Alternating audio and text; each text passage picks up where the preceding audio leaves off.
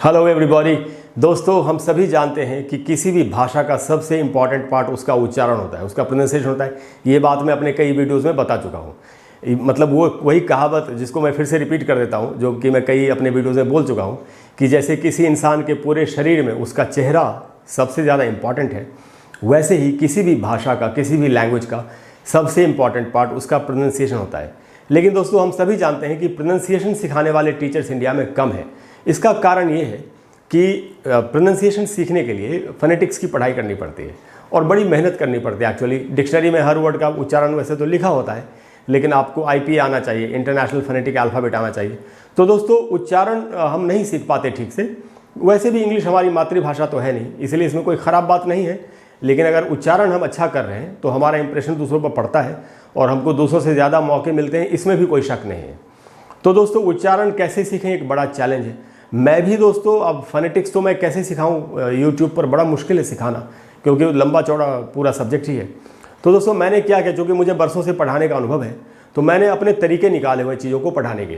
तो एक तरीका मैंने ये निकाला कि मैं आपको उच्चारण के पैटर्न्स बता दूँ कि इस प्रकार के जो शब्द होंगे उनका ऐसे उच्चारण होगा।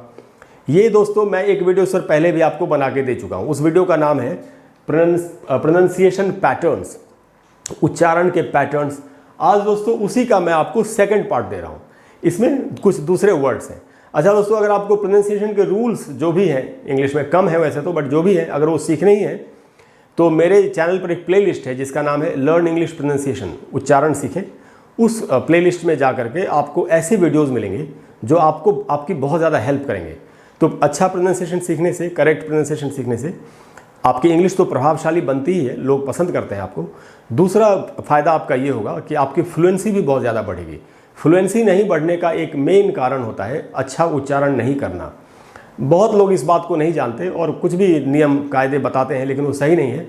शुद्ध उच्चारण अच्छा आपकी फ्लुएंसी को बढ़ाने में बहुत हेल्प करेगा। तो दोस्तों, हम शुरू करते हैं आज की क्लास। और पहला जो वर्ड है दोस्तों, ये ऐसे वर्ड्स हैं जो CIAN से ख़त्म होते हैं। CIAN, जैसे मैजिशियन बोलते हैं हम जादूगर को, संगीतकार को हम बोलते हैं म्यूजिशियन, राजनेता को हम बोलते हैं पॉलिटिशियन। इस प्रकार के जो वर्ड्स हैं, तो दोस्तों इस प्रकार के जब भी आपको वर्ड्स दिखाई पड़े CIAN से ख़त्म होने वाले, तो उनको अंत में शियन नहीं बोल के शन बोलना चाहिए। कैसे? जैसे ये वर्ड है, इसका मीनिंग होता है जादूगर। तो मैजिक मतलब जादू, और उसी से बना, तो हम इसको बोलते हैं मैजिशियन। लेकिन दोस्तों, इसका जो करेक्ट प्रोनाउंसिएशन है वो है मजिशियन। अगर आप ध्यान देंगे, यहाँ जी के नीचे मैंने एक निशान लगाया है, उसका मतलब है कि आपको उस ई का जो साउंड है वहाँ ज़्यादा देर तक रुकना है, तो आपको इसको पढ़ना चाहिए मजिशियन। मजिशियन का मतलब है जादूगर, इसको मैजिशियन नहीं पढ़ेंगे। ऐसे ही दोस्तों, जो संगीतकार होते हैं, संगीत बनाते हैं, उनको पढ़ना चाहिए म्यूजिशियन। इसको भी म्यूजिशियन नहीं बोलना है, म्यूजिशियन। तो मजिशियन, म्यूजिशियन। अगले वर्ड पर आते हैं दोस्तों। अगला वर्ड है इलेक्ट्रिशियन। अभी हम बोलते हैं इलेक्ट्रीशियन, जो लोग भी बिजली का काम करते हैं, इलेक्ट्रीशियन। तो दोस्तों, इलेक्ट्रीशियन नहीं होगा, जैसा कि रूल है इलेक्ट्रिशियन। इस प्रकार से हमको पढ़ना चाहिए। जैसे कोई राजनेता होता तो हम बोलते पॉलिटिशियन। कोई तकनीकी काम करने वाले लोग हमको बोलना चाहिए टेक्नीशियन, न कि पॉलिटिशियन, टेक्नीशियन। ये सब गलत उच्चारण है। अच्छा दोस्तों, एक वर्ड मैंने थोड़ा सा अलग रखा है इनसे। ये वर्ड मुझे आपको बताना ज़रूरी लगा, क्योंकि ये वर्ड बहुत चलता है स्पोकन इंग्लिश में, और ये है comedian.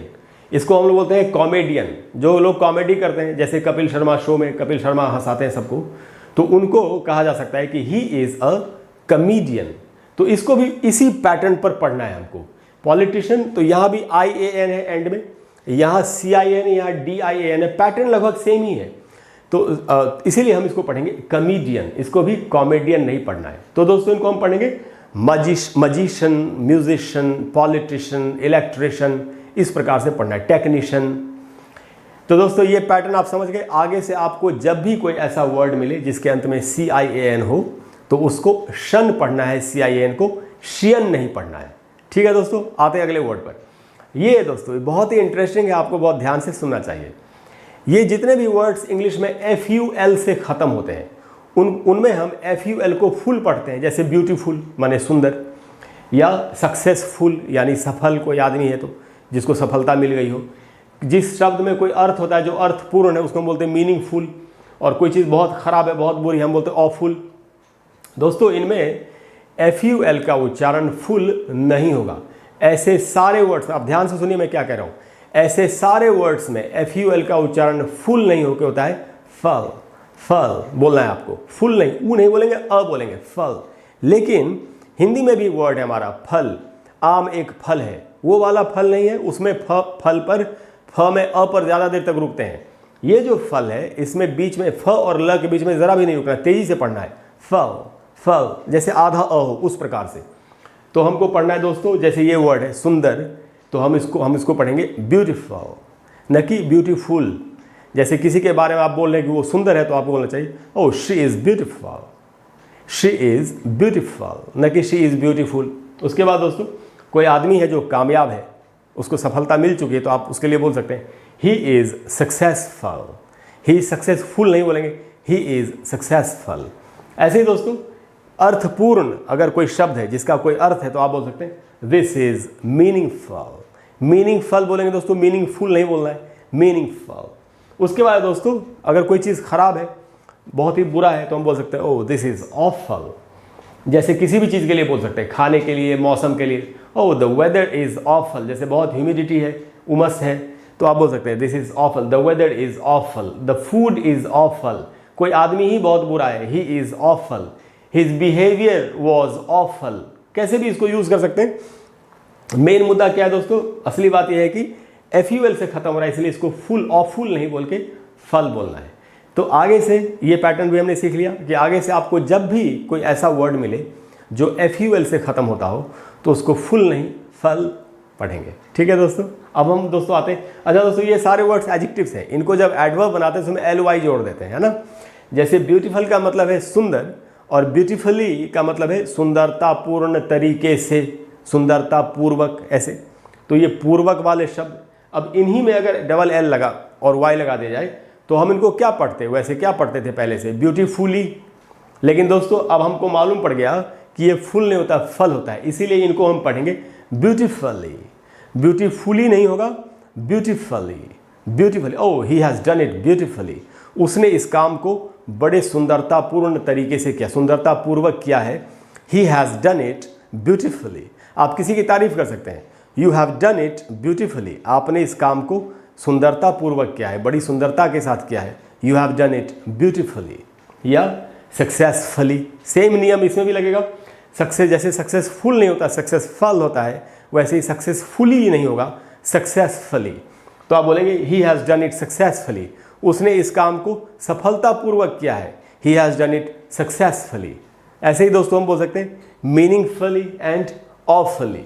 He has cooked food awfully, उसने बहुत ख़राब तरीके से खाना बनाया है, oh he has done it awfully.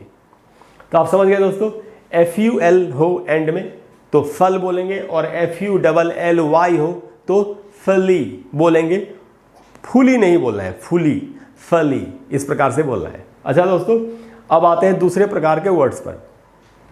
ये ऐसे वर्ड्स हैं जिनके अंत में MAN लगा होता है। अब MAN अगर अकेला एक वर्ड हो तो हम क्या बोलते हैं, मैन बोलते हैं उसको। मैन का मतलब आदमी, एकदम सही बात है। He is a good man, he is a bad man, he is a nice man, he is not a nice man, इस प्रकार से हम बोलते हैं, वो एकदम सही है। लेकिन दोस्तों बहुत सारे ऐसे वर्ड्स हैं जिनके अंत में जब MAN लगा हो, तब MAN का उच्चारण ऐसे वर्ड्स में, ऐसे शब्दों में मैन नहीं होता। जैसे अब ये है, हम बोलते हैं वॉचमैन का मतलब चौकीदार, जो आदमी निगरानी रखता हो, चौकीदारी करता हो, रखवाली करता हो, उसको हम बोलते हैं वॉचमैन। लेकिन दोस्तों मैं आपको बता दूं, यहाँ पर MAN का उच्चारण मैन नहीं है, इनका उच्चारण है मन। तो हम इसको पढ़ेंगे वॉचमन, वॉचमन। अच्छा ये जो मन, ये हिंदी में भी होता है मन, ते उसके मन में, मेरे मन में, उसमें हम म पर ज़्यादा देर रुकते हैं। यहाँ इस वाले मन में ज़्यादा देर नहीं रुकना है, म और न को बिल्कुल एक साथ बोलना है, जैसे आधा ओ हो बीच में, उस प्रकार से मन, मन, वॉचमन, इस प्रकार से बोलेंगे वॉचमन। ठीक है दोस्तों, आप समझ गए। तो इसको पढ़ना है हमको वॉचमन, वॉचमैन नहीं। तो आप पूछ सकते हैं व्हाट इज़ द वॉचमन, कि चौकीदार कहाँ है, या ही इज़ अ वॉचमन, वो एक चौकीदार है, ना कि he is a watchman, where is the watchman. और वॉच बोलना है तो वॉच नहीं बोलना है। कई बार तो हम लोग इसको वॉचमैन बोल लेते हैं, ही इज़ ए वॉचमैन, वो एकदम गलत है। एक तो वॉच नहीं होगा, वॉच होगा, वॉच थोड़ा सा ऊपर उठाना है, वॉच, वॉचमैन, तो ऐसे पढ़ेंगे। उसके बाद दोस्तों जो लोग कपड़े वगैरह धोने का काम करते हैं तो उनको हम क्या बोलते हैं, वॉशरमैन। तो वॉश, यहाँ भी MAN लगा हुआ एंड में, मैन नहीं होगा दोस्तों, अभी सीखा हमने, तो ये होगा वॉशरमैन, वॉशरमैन। अच्छा दोस्तों अगर आप ध्यान से देखें, यहाँ श के बाद ब्रैकेट मैंने आधा अ लगाया, मैंने र नहीं लिखा, क्योंकि ब्रिटिश इंग्लिश में यहाँ पर आर का उच्चारण नहीं होगा, तो इसको वॉशरमैन र नहीं बोलना है अगर ब्रिटिश इंग्लिश में बोलना चाहते हैं। हाँ, अगर आप अमेरिकन इंग्लिश में बोलना चाहते हैं तो आप इस आर का उच्चारण कर सकते हैं। अमेरिकन इंग्लिश में आर बोलते वक्त जीभ को मुंह के अंदर ऐसे मोड़ लेना चाहिए, ये बात मैं अपने कई वीडियो में बता चुका हूँ। तो अमेरिकन इंग्लिश में तो इसको पढ़ेंगे वॉशरमैन, बट ब्रिटिश इंग्लिश में र का उच्चारण नहीं होगा, सिर्फ अ बोलना है वहाँ पर, तो ब्रिटिश इंग्लिश में इसको पढ़ेंगे वॉशरमैन, वॉशरमैन, न कि वॉशरमैन, वॉशरमैन। तो हम पढ़ेंगे वॉचमैन, वॉशरमैन। ऐसे ही दोस्तों जो आदमी चिट्ठी लेके आता है उसको हम क्या बोलते हैं, पोस्टमैन, ऐसे बोलते हैं हम। लेकिन इसमें दो चीज़ें सीखने के लिए, एक तो MAN वाला है ही कि मैन नहीं मन होगा, दूसरा क्या है दोस्तों, जिसको हम ओ समझते हैं, ओ, जैसे हम बोलते हैं गो, नो, तो मैं अपने कई वीडियो में बता चुका हूँ कि जिसको हम ओ समझते हैं वो एक्चुअली ओ नहीं होता। मैं अगर आपको थोड़ा लिख के बता दूँ, जिसको हम ओ समझते हैं इसका असल में ब्रिटिश इंग्लिश में इसका उच्चारण होता है आधा अ, आधा अ और ऊ, अ, ऐसे आधा अ और ऊ, अ, यानी इसको हमको पढ़ना चाहिए पोस्टमैन, पोस्टमैन। अगर आप ऐसा बोल के देखें, आपको बोलते हुए भी अच्छा लगेगा, सुनने में भी अच्छा लगता है, ही इज अ पोस्टमैन, या where is the postman, postman कहाँ है, न कि वेयर इज द पोस्टमैन। अब आपको डिफरेंस मालूम पड़ जाएगा खुद ही। अंग्रेज लोग ऐसी अंग्रेजी बोलते हैं, इसीलिए हम उनकी इंग्लिश को नहीं समझ पाते। अच्छा दोस्तों, अब आपकी समझ में आ रहा होगा कि जब हम इंग्लिश में गाने सुनते तो हमारी समझ में क्यों नहीं आता। हमारी समझ में इसलिए वो गाने नहीं आते या फिल्म्स के डायलॉग समझ में नहीं आते क्योंकि हमको उच्चारण की असली बात पता ही नहीं है।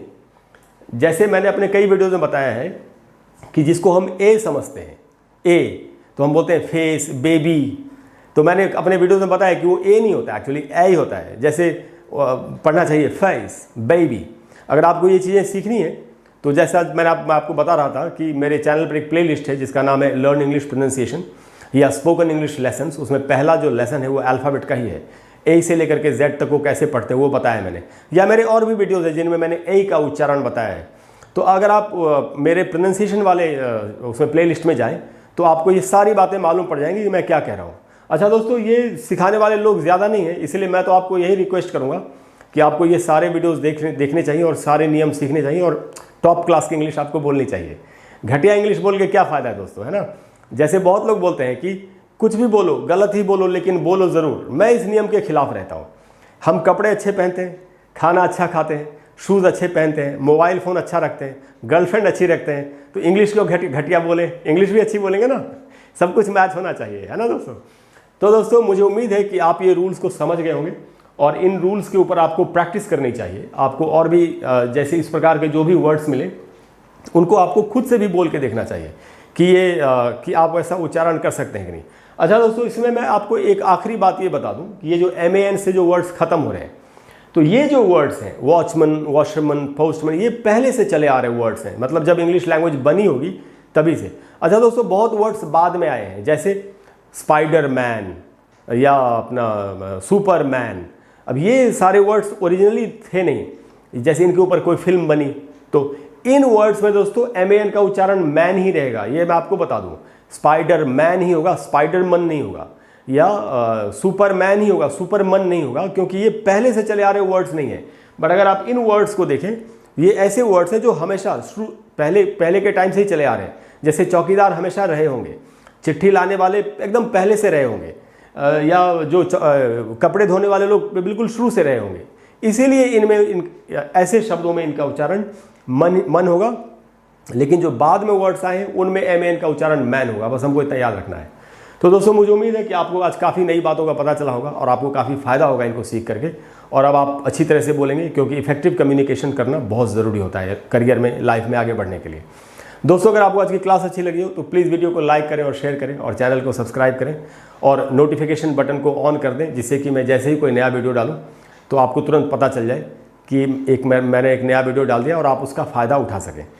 और दोस्तों अगले वीडियो में हम फिर एक कमाल की चीज़ सीखेंगे, जैसा कि हम हमेशा करते हैं साथ में मिलकर के। इसके अलावा जैसा कि मैं हमेशा कहता हूँ कि अगर कोई भी ऐसा टॉपिक है जो आपको परेशान कर रहा है तो आप नीचे कमेंट बॉक्स में लिखिए, मैं एक वीडियो उस पर जल्दी से जल्दी आपको बना करके देने की कोशिश करूँगा।